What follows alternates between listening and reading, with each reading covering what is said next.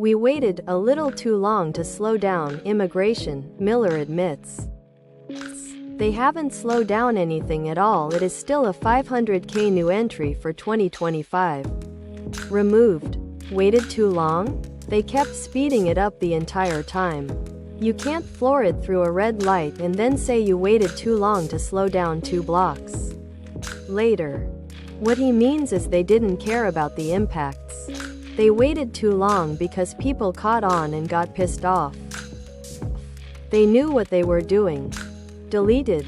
BC court overrules, biased. Will that left $2.9 million to son, $170,000 to daughter. Good thing I'm the only child.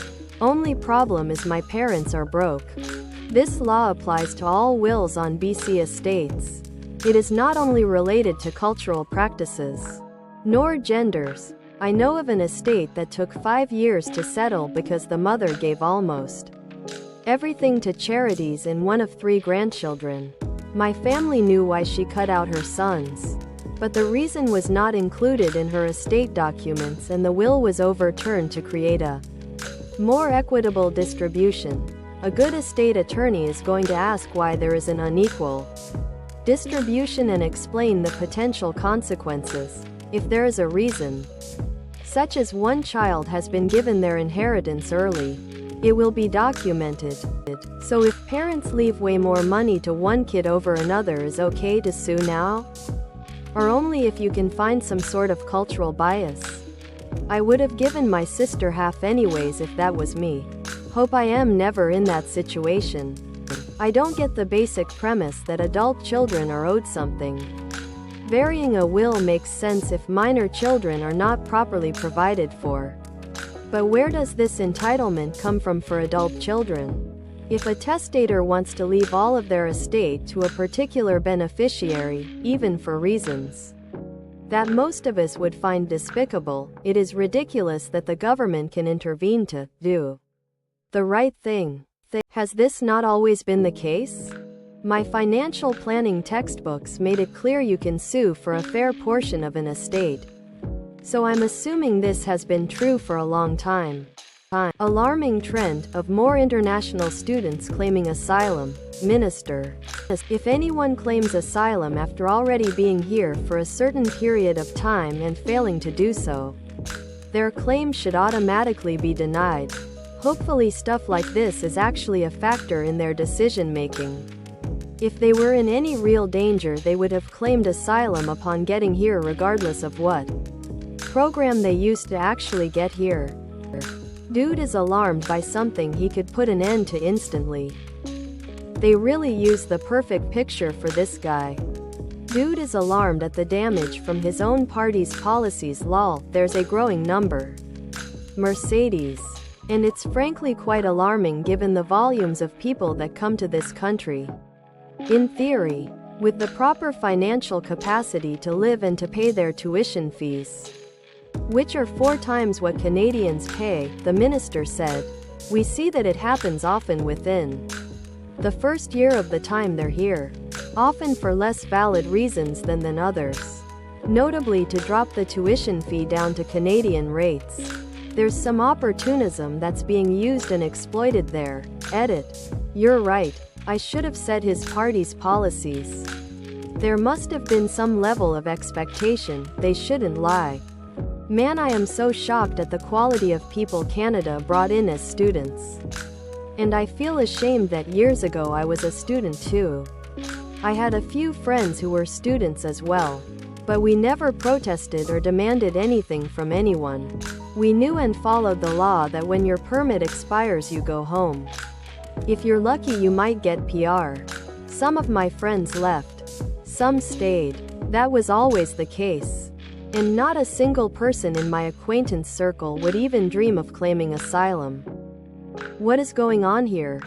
A fake, a phony and a fraud. Heated exchange between Pierre Poilievre, Jagmeet Singh. Can we just have a 3-way no-holds-bar hell in the cell match between PP, Trudeau and Singh? Heck, let Blanket in as well. Canadian political discussion looks like high school girls fight. You can feel passive aggression in each sentences. One speaker prevents this shitshow to be turned into episode of Mean Girls. All politicians are phony. Some are more obvious than others. Singh may not support JT, but he and the NDP support the Conservatives even less. The fact he ended the supply and confidence agreement doesn't mean he should just hand the PM office to PP. I do think JT's government will likely fall at the budget. That statement could actually apply to both of them. Just because the NDP won't automatically vote with the Liberals doesn't mean the torn agreement means they're suddenly the friend of Pierre Poilievre and the Conservatives. The NDP are free to vote how they believe the people that elected them feel they should vote.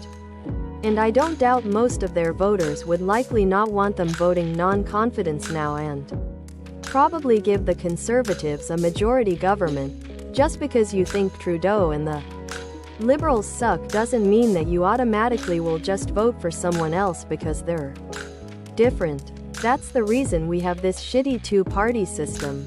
Basically, Trudeau sucks. So does PP. Housing support for adult children with severe autism is absolutely absurd, say parents. In Nova Scotia, a court case made group homes with more than 4 residents illegal, meaning all of the province's current homes will have to be shut down or take up vastly more of the housing supply at a higher cost to residents to maintain the same extreme shortage or spaces.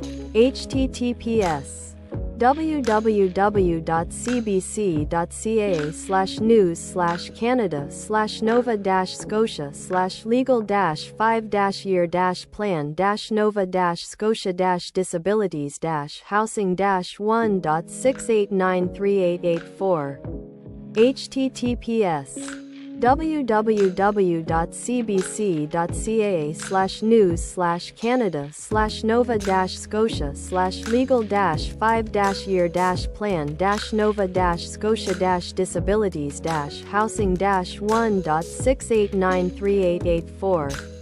There are already more than 1,500 people waiting for spaces and we are closing facilities.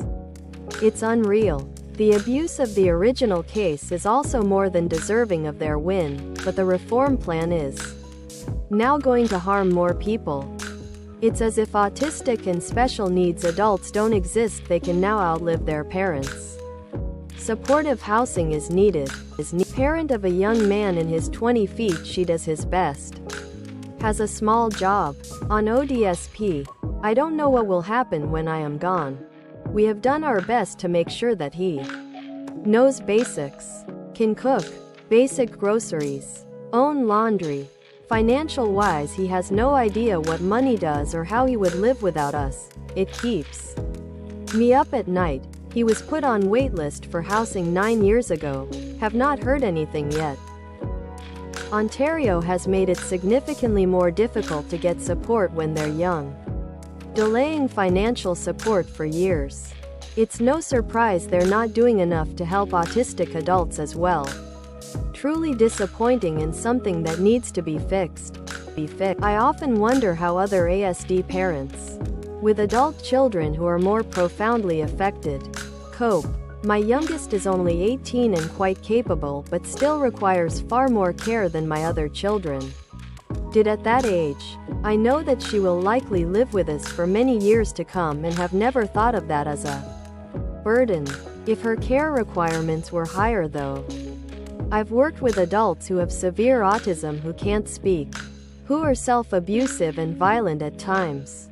Elderly parents can't deal with these behaviors and even younger parents struggle. Having staffed group homes or supportive loving arrangements is a necessity.